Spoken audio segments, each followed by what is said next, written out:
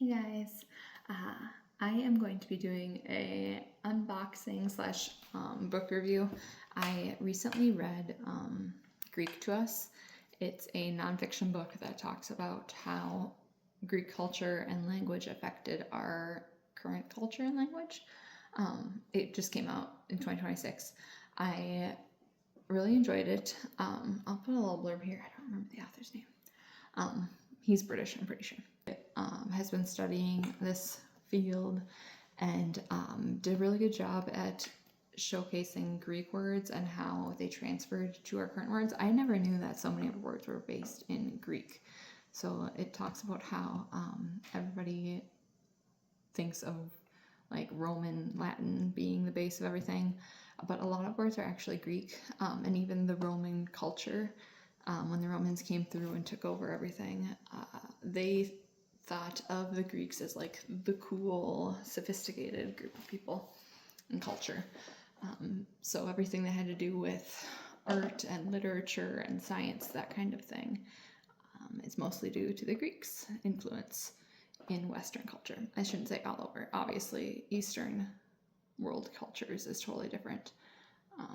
But you know, like the European Western culture area was heavily influenced by the Greeks.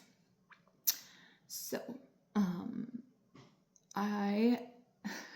moving on. When I read the book, there was obviously a bunch of like classic Greek texts that he was referencing back to prove his points.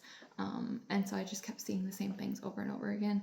And so then by the end of the book, I wanted to read them myself. So then I started looking into, like, the first one was the history of the Peloponnesian War. That's how you say the word. I don't remember. You know how you read the words in the text and then once you say it in your head, it's not necessarily the same, but Peloponnesian is how I said it in my head. So I went looking for that one, and then I stumbled upon this like rare ancient special edition bookshop in Texas that's on Abe Books, I think Abe something, but it's like a website that people or shops can sell their books on, and they normally have a lot of special editions, and so I went down a rabbit hole and got a whole bunch of them.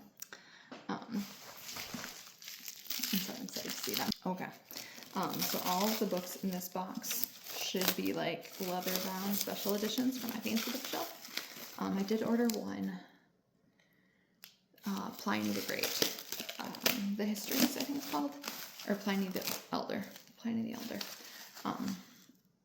I ordered one like Bloomsbury, or not Bloomsbury, would be I don't know, whatever those classic special editions are that aren't actually special editions, they're just like classics editions. I ordered one of those because they didn't have a Pliny the Elder leather bound, but these are all like pre-owned, so they were cheaper. I think all of these books were between $30 and $80, I think, which, like, if you buy them fresh, they're like $100 each. But these are all made by the Great Books from the Franklin Library. There is like some like buffing. It looks like it's like kind of scratched away the leather a little bit here and there, but it's fine. It's good. So I got Virgil the Aeneid. Enid. Ooh, look at this inside cover. It's like, that's cool. And then there's gilded edges and a bookmark. I don't even know if these were like red. They're very fancy, but I'm excited to have them. A lot of them I think were printed in the 80s, I think it was. But all these books were like, well, almost all of them, I think this one was even, were referenced in his book. Yeah, 1980, this one was published. And it's a translation by James Rhodes. So there's one, pretty. These all look good on my bookshelves. And the Aeneid is another one that I think was referenced in Catabasis by R.F. Kwan. Okay, book number 2. Oh yeah, Darwin, The Origin of Species. This one was not referenced in the Greek book because Darwin was not Greek, but I found it in that bookshop because it's one of the great books. But it was just so pretty, and I was a biology major in school and like took every science class, and so I feel like it's too pretty of a book to not have on my shelf when you're a biology person. So I got this one. Again, it's gilded edges with the bookmark. It looks like he put in a couple business cards. So the bookshop is Good Books in the Woods by J. Rolfridge. And it's a literary and mystery first editions, history and fine bindings, and used books in all genres in the Woodlands, Texas. So if anybody wants to go find them, that's where his shop is. All right, next book. This is, the one that started the whole thing. Thucydides. I don't know. The Peloponnesian War. I think that's how you'd say it. But again, it's the Franklin Library of the Great Books. Thucydides is my guess. But if you know different, sorry. Gilded bookmark. Prettiness. They're all made in the Great Books collection. So they all... Whoa, look at that. These are not the same size. That's weird. I would have expected all the same books to be the same size. Oh well. It is what it is. It kind of has like an extra book in there. This one's like really fancy. I don't know. It seems fancier, doesn't it? It's the history of Herodotus. Herodotus, I think. And this is the book. It has, again, that like cool interior and a bookmark. But then it also came with this little guy. And it says it's notes from the editors. So that's cool. It's printed in 1984. So that's pretty awesome, actually. It tells about his life from geography to history. Whoa. This is kind of a crazy world map. Look at that. I think that's what they thought the world looked like. This is cool. Final Great Books. It's, oh yeah, this is a bind up. That's why it's so thick. Also pretty. Funny interior. Shininess. Cool. It is a bind up of Ptolemy, Copernicus, and Kepler. So it's their great works. I think Ptolemy was the one that I really wanted out of here, but then the other ones just came with it. So let's see here. Yeah, The Alchemist by Ptolemy. That's the one that I really wanted. I will see if the other ones have any good info. But overall, look at these beautiful books that are now going to be sitting on my shelf. Maybe I'll put in a view of my shelf after this so you guys can see what it looks like. It'll be so pretty. But if you want to go and learn about Greek, it honestly goes over everything in their culture. And he goes over like 300 years or 400 years worth of time, how things changed, their religions, their playwriting and how that affected their cultures. They talked about the differences in like men versus women, how they were treated by society, their sexuality, how it was okay for men to have relations with other young men, but not to older men, and not women with each other. Because I don't know, I always thought that Greeks were like totally fine with homosexuality, but apparently, according to him, which I have to look more into this, it was only okay with older men with younger men, which sounds very wrong these days, but that was what they did, I guess. It was a whole cultural growing up aspect. I don't know. There were some things in the book that I kind of felt like came through his lens of viewing things. You can tell that he just loves Greek culture, or ancient Greek culture. I have no idea how he feels about the Greeks now, but ancient Greek culture. And he thought like the Greeks are just like the best, and that they were better than the other like Near Eastern groups that they were battling with and African groups that they were battling with. He was talking about how he did go into Sappho. I also got a Sappho book because I've heard of her, but I haven't read her works yet, and so I ordered one of those. But it went into the whole how Sappho, who lived on the island of Lesbos, kind of led into why it's called Sapphic culture or Sapphic literature, and that women who love women are called lesbians is because Sappho lived on Lesbos. And he brought up the point that Sappho was actually married to a man, and so his argument is that we've twisted it, and that she wasn't homosexual. I don't know. I think it's also through his lens, and that she very well might have been homosexual, because as he said earlier in the book, women weren't allowed to be homosexual back then. They had to marry a man and they had to carry on their familial lines, but it is what it is. History is written by the ones who win, right? But anyways, keep reading, keep learning. It's important. That way you can get your own opinions on things. Thanks, guys. Bye. Okay, so small tour of my fancy bookshelf. I put my new books up here on the top. This is Illborn, I believe. Yeah, a fancy edition of Illborn, which is just pretty. Shadow Knights trilogy, a Kickstarter edition. I've got some more Kickstarter books here. Almost everything on here is leather bound. Like, this is like vegan leather, but some of them are real leather.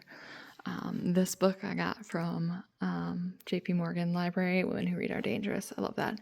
It's actually a book of art pieces, like paintings and pictures of women reading. Don't know why there's a receipt up there. But the leather-bound fancy Kickstarters from Michael J. Sullivan. We got Threadlight Archives by Zach Argyle. This is a Kickstarter bundle up, but I think you can get this one otherwise. I need to dust that. Emma Wang, Sword of Kagan. This is the naked hardback. I just liked how it looked here like this. I thought it had a cool cover. It does have a slipcase, or like a, whatever it's called. Is it a slipcase? No. Whatever it's called, the thing that you put around the outside. And then Depths of Van Alf. I think he's actually, coming out with his third in this series on Kickstarter soon, or it's open right now. Over here, Dragon Mage by Emma Spencer. This is a Kickstarter.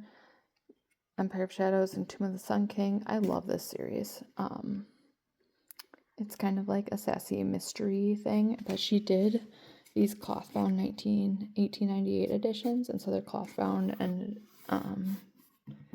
embellished. Is that what that's called? They're beautiful. I forgot to order a slipcase, so I ordered it. The third book is coming in the mail soon. So an extra slipcase to go with that second book when the third book comes. My children were down here apparently pushing things around. I got this book in Paris at a really cool, like, antique bookshop. There was like a lot of really fancy, really old, like, really nice books there, but I already spent so much money and I was only there for a day, so I didn't want to, like, bankrupt myself. And then this is not a leather bound, but I thought it looked cool. I live in the trees, so I thought this was a cool picture. I think it's the Hanged God trilogy. Northern Rash of, yeah, the Hanged God trilogy from Broken Binding. But I liked the stained edges. Down here, Dale Gardner, she did a bunch of leather bound books. And then this is in a slipcase. They don't quite fit, but these are the only two sprayed edges, and she made it, and it didn't quite fit, and so you have to turn around these two, otherwise they don't all fit in there. And then she wrote another series. So I have a habit of buying books before I read them, and so I don't know if I'm going to continue on. I read some of these books, and I don't love it. I liked it, but I didn't love it. And this is another Irish mystery of hers. Also leather bound. Where am I? Okay, up here. Kingdom Below. I also Kickstarter, but it's a mermaid romantasy. It was really good. I mean, it wasn't like amazing, but it was really good. And I was hoping to get the second book, but then she didn't do the second book in leatherbound. She did it in just a regular old special edition, so I didn't get it. Eileen Mueller, she has her next. She writes these dragon books. There's a bunch of little ones. I think she has 9 or 15 or something like that out. There's at least 12. But she has 2 more volumes with holographic edges that are being printed right now. These ones had gold edges, and now she's figured out how to make holographic. So the next ones that are coming will have holographic edges. And then Dragon Rising, another Kickstarter. Down here, We got J.A. Andrews, one of her series that she did in Leatherbounds, and then for the Kickstarter campaign, she does stick figure guides all the time to like explain her books. So she made like a leather-bound bind up of her stick figures. It's really cute. So I just got that for funsies. I'll do it down here. Down here is my Brandon Sanderson shelf. I have an author forecast clock upstairs, and then this is my author. Oh yeah, and this is forecast. So it shows quotes to tell you the weather. It's cute. And then my Stormlight Archive books, and then his, what are they called? I don't know, the ones that he wrote during quarantine. I don't remember what he called them. I have the other one too, but I've never putting it out because, man, the dust is really doing a number in here. I gotta clean these up. I didn't think I would like it, so I never took it out of its wrapper in case I wanted to sell it, but I think I'm just gonna end up putting it down here anyways.